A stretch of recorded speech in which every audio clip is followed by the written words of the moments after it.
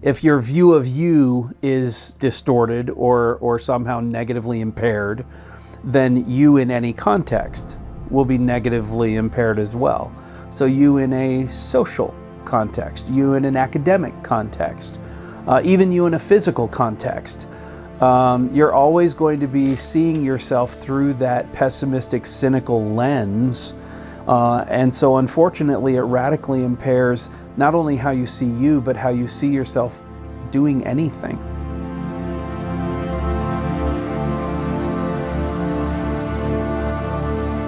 Negative experiences kind of are experienced, and then they dictate a reaction emotionally.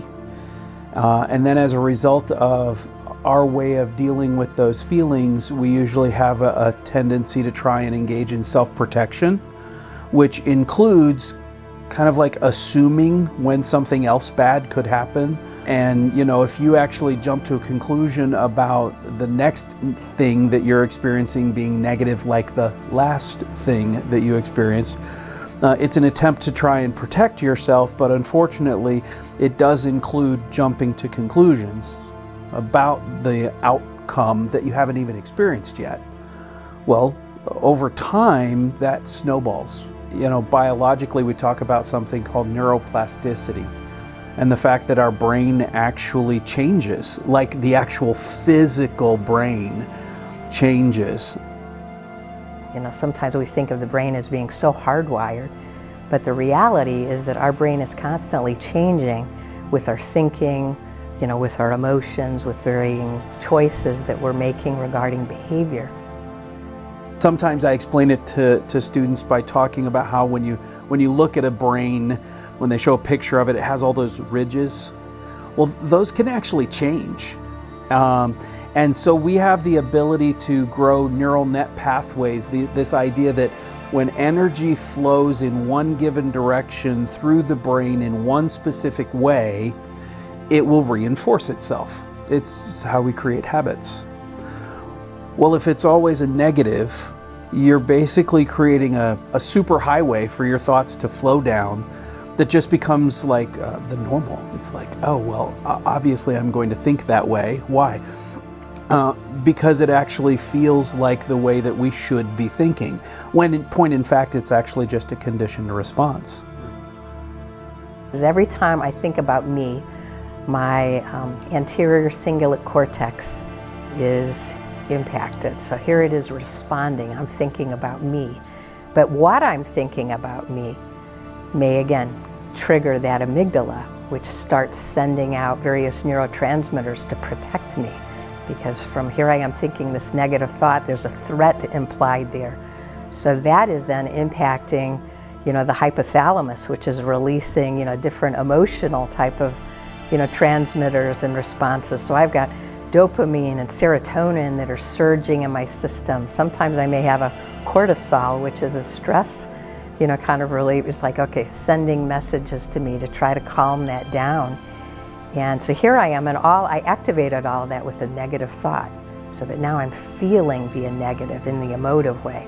My body is starting to, kind of send messages and protect me too. So I find my energy is lessening. I find my concentration on other things is lessening. You have literally conditioned yourself as if you've been brainwashed. So it's incredibly difficult, and it's the cornerstone on which a lot of mental health issues are grounded. One of the biggest examples that we come across in the world of mental health is a negative mindset towards self. And at the core of things like depression and anxiety is a distorted view of self, a low self-esteem. If we think about how it's performance related, and if we've adopted a negative mindset to our performance, we're going to elevate levels of anxiety. And we're going to limit our understanding and awareness of just what we can accomplish.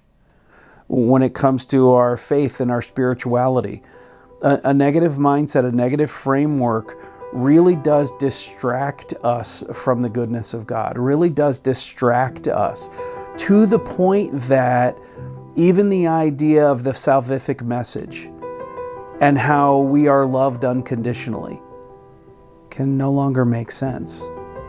It just doesn't actually compute with a mindset that says, oh no, I'm too broken, I'm too damaged. Heavens, you can even develop levels of OCD, obsessive compulsive disorder, all because you don't think you're a good enough Christian. It's about grace. That's the whole reason you're saved. That's the whole good news. That's the gospel message. That's an amazingly freeing, positive, good news message that we can also discredit. In Philippians 4, where Paul is writing about, you need to think on these specific things, and he gives that list of, that which is good, and that which is lovely, and that which is pure, and that which is excellent, which is also telling us what not to be thinking and the focusing on.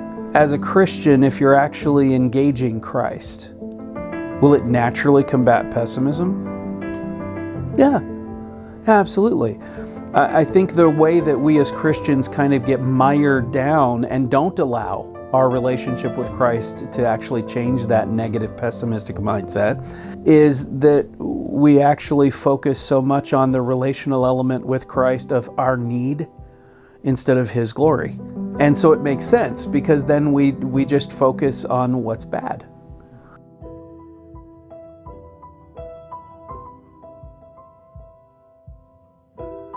It really does require you to be very intentional and focus on things that are going to help you have that correction, help you have that other direction where you're literally, kind of the illustration I gave of the path that's kind of trailblazing versus the superhighway of negativity. You're going to have to be incredibly intentional about getting out the machete and cutting down the weeds, so to speak, to be able to take that path. And the more you reinforce it, the more it becomes a natural thing to be able to go down that path. But for a season, it's going to be a very difficult thing to remind yourself what you're thankful for in your immediate environment, to recognize a positive bent on circumstances. You mean walking down the sidewalk? Yeah. You mean on a rainy day? Yeah. The things that are immediately in our environment, those things shouldn't actually impact the way that we interact with God, because the way we interact with God transcends something that is temporal. We are constantly being impacted by that which is both conscious to us and that which is unconscious to us. So I think one of the secrets, to just life lived well in general is just growing more and more conscious, becoming aware again of our thinking, aware of our feeling, aware of other people, noticing the context of our lives. And I think when we open up our mind and our eyes, our ears and all to just really, really pay attention to things, then it's like, okay, the fact that the breeze is blowing and it feels really, really good. The fact that I smell these flowers, or I notice this, that takes my thinking off of just that which can be patterned.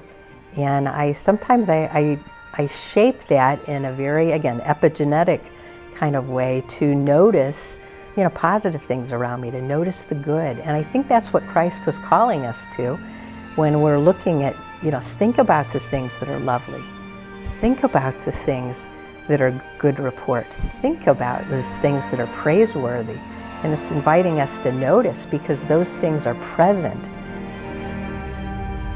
You're actually noticing something around you that's concrete, noticing something around you that you like, whether it be aesthetically pleasing to you, whether it be something that you're thankful for. But grounding is a very common intervention strategy. When I was explaining it to one client over the phone, as I'm walking her through a grounding exercise to be able to thwart off panic attacks.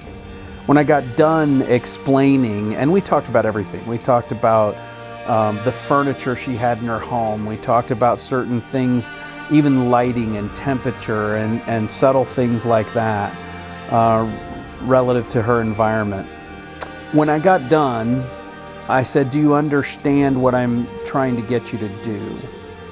And her response to me was, "Yeah, I completely get it. You're trying to distract me from what's creating my anxiety."